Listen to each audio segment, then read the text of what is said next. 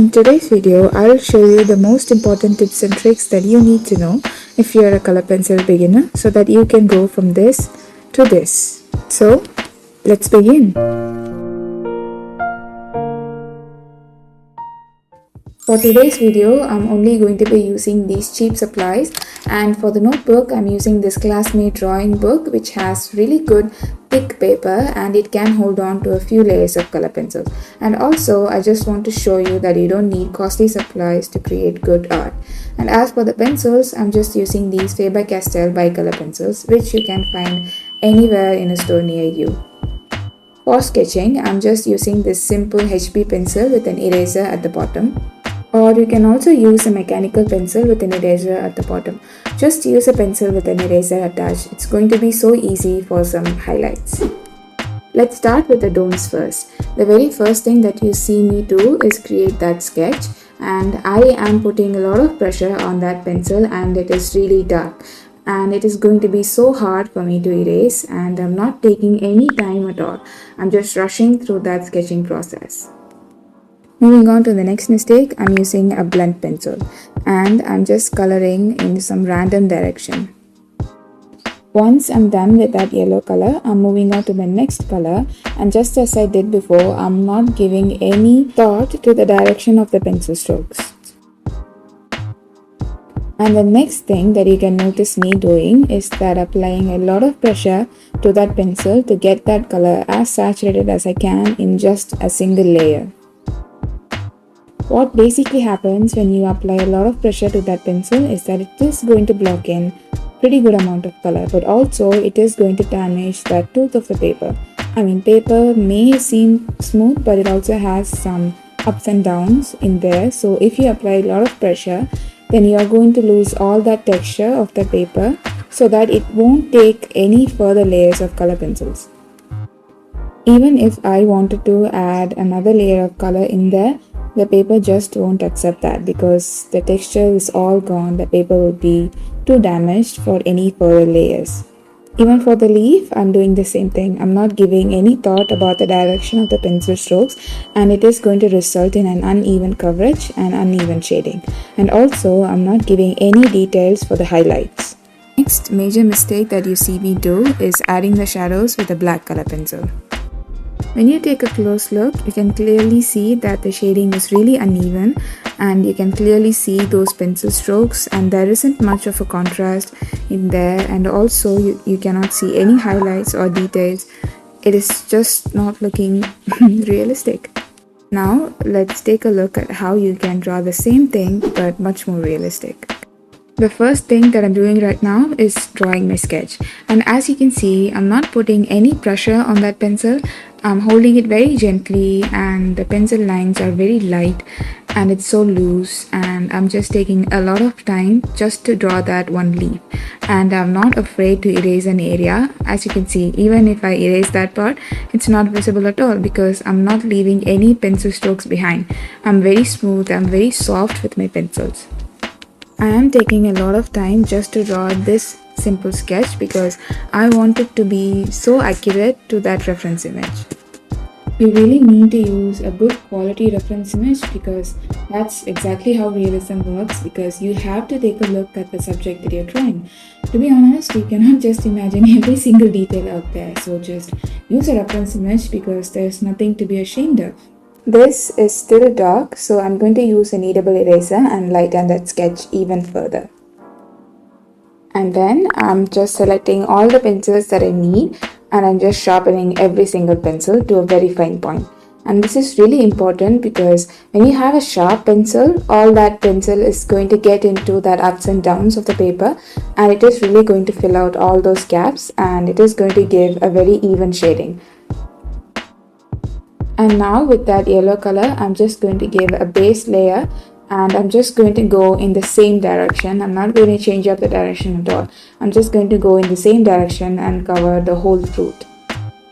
This is just going to be our base layer, and we are going to add so much color on top, and that's the most important thing. You need to work in layers for your color pencil drawings, otherwise it's not going to look vibrant, it's not going to look realistic, and you cannot see that much of a gradual value change. It's going to be really harsh. So always work in layers.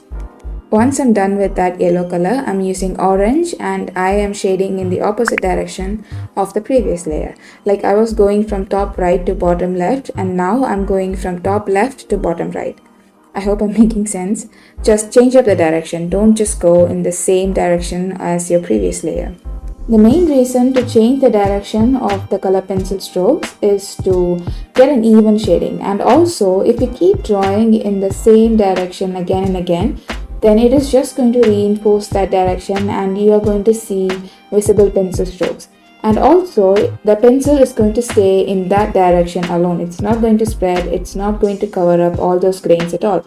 But if you go in the opposite direction of the previous layer, then the color pencil is going to spread out and it is going to fill out the grains of the paper evenly, and you will be left with a smooth shading. Now that I've built up a few layers of color pencils, you can already see the fruit taking shape.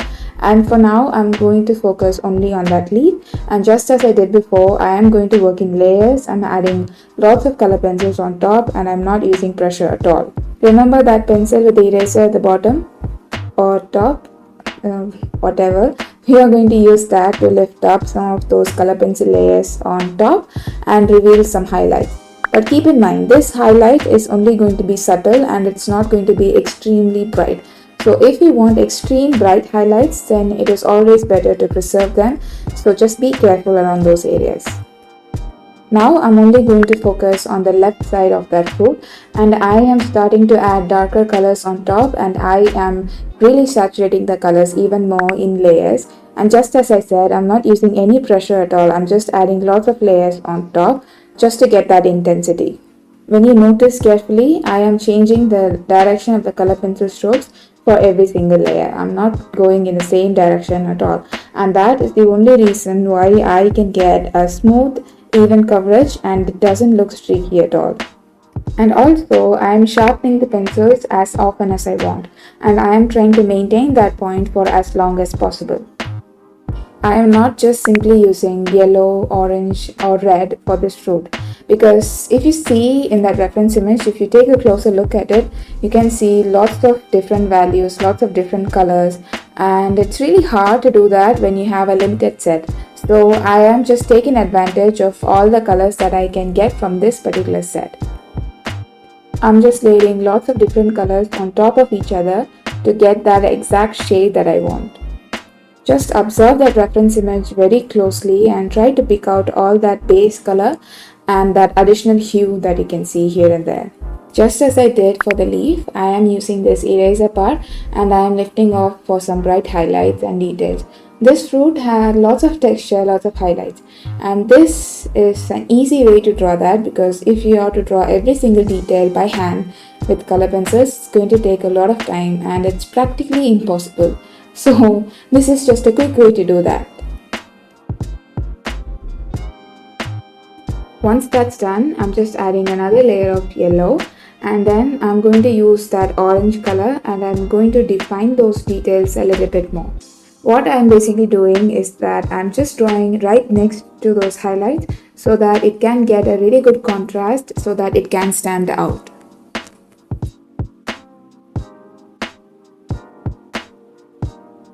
Now that I have enough layers, I can now add lots of pressure to my color pencils to really saturate that color even more. And this actually works only in your final layers, so just don't do this step before that.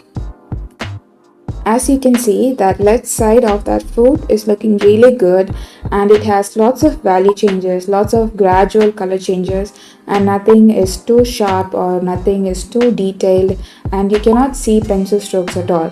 And that's exactly what we need for that other half as well. I'm just going to work in layers, start with the base layer and build up that intensity in different layers and changing the direction again for the next layer, and I'm just building the intensity one step at a time.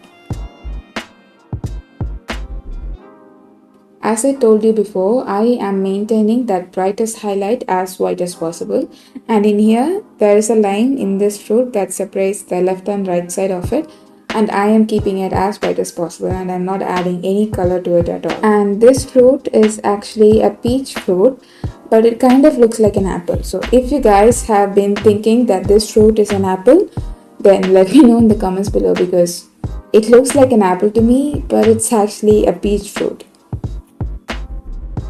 And for the final step, I am adding the shadow with the HB pencil, and I am blending it out with the cotton bud and my fingers, and also I am doing it in layers so that I can build up that intensity. I think shadows are the most important part of any realistic drawing, because in reality every object has its own shadows, right? So when you add that shadow, it brings that whole drawing together and it's going to make it look so realistic. So take your time to draw those shadows as well. One final and the most important thing is to be patient. I mean, color pencil drawings are going to take a lot of time, and especially realism is going to take a huge amount of time. So be patient with it and keep working in layers. And I'm sure that you're going to draw as realistic as you can. I hope you liked today's video. If you did, then give it a thumbs up and share your thoughts in the comments. And I'll talk to you guys in my next video. Bye everybody.